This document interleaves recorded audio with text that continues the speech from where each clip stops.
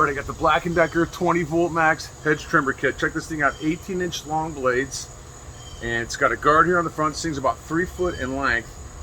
It's lightweight. I mean, really, maybe a couple pounds on this thing. Very nice. It's got a nice built-in T-handle. You can hold it here, and one of my favorite things about it, it has a full-length trigger on the bottom. There's a little safety guard. You press your thumb back, hold it, and you're good to go. And you're good to go.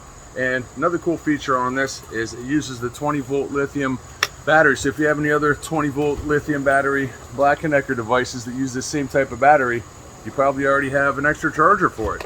It just unclips, snaps in, and you're good to go. It comes with this charger right here. Like I said, if you already have a 20-volt max Power Connect BLACK+DECKER device, you're familiar with this charger, so you would get an extra one with this. Very lightweight, very nice. Let's take this thing out front. Chop some bushes.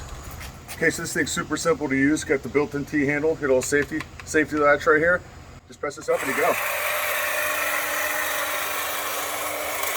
Woo. Nice. Totally nice, lightweight, easy to shape, easy to hold on to, and easy to get to the bush.